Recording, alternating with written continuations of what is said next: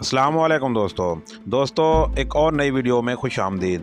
दोस्तों आज हम बात करने वाले हैं मसला कश्मीर के 10 अहम हकाइक पर कि क्यों आज तक मसला कश्मीर हल ना हो सका। दोस्तों 1947 में बरे सगीर की तकसीम के वक्त 565 के करीब खुद मुख्तियार रियासतें थी। दोस्तों इन रियासतों को बरतानवी हुकूमत ने हक दिया कि वो पाकिस्तान या भारत के साथ रहने का फैसला मजहब की बुनियाद पर कर सकती है। दोस्तों रियासत जम्मू कश्मीर की अक्सरियत मुसलमानों पर मुश्तमिल थी, लेकिन उसका हुक्मरान राजा हरि सिंह हिंदू था। इस वजह से उसकी कोशिश थी कि उसकी आज़ाद हैसियत बहाल रहे। इस वजह से उसने भारत और पाकिस्तान से एक मुआहदा किया जिसका नाम स्टैंड स्टील एग्रीमेंट था।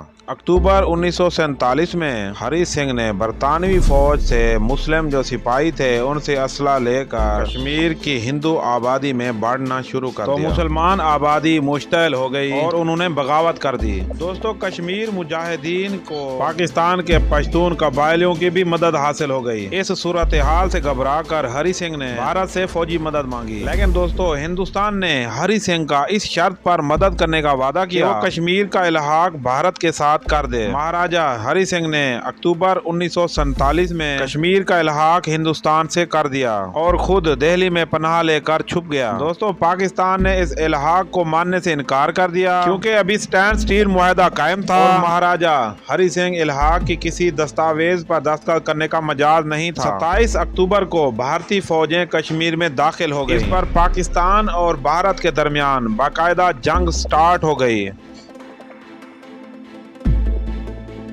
ने कश्मीरियों से रेफरेंडम का वादा किया और अपने वादे पर कायम रहने की बड़ी बड़ी कस्में भी खाईं। इसी वादे के मुताबिक भारत कश्मीर का मामला अक़वाम मुत्तहिदा में ले गया। 13 अगस्त 1948 की करारदाद में तय पाया। उस करारदाद में तय पाया कि कश्मीरी रेफरेंडम के जरिए फैसला करेंगे कि वो पाकिस्तान के साथ रहना चाहते हैं या भारत के साथ। मगर जंग खत्म होते ही भारत रेफरेंडम से मुकर गया और भारत आज तक इनकारी है। वो दिन और आज का दिन कश्मीरी बात ही जबर के तहत जिंदगी गुजारने पर मजबूर हैं। हालांकि दोस्तों कश्मीरियों के दिल पाकिस्तान के साथ धड़कते हैं। दोस्तों अगर आपको हमारी वीडियो अच्छी लगी है तो वीडियो को लाइक कर दें और चैनल को भी सब्सक्राइब कर लें। उसके साथ लगे बेल आइकन भी दबा दें ताकि ऐसी ही वीडियोस का नोटिफिकेशन आपको बार वक्त मिलता रहे। मिलते हैं एक और नई वीडियो में, तब तक के लिए अल्लाह हाफिज।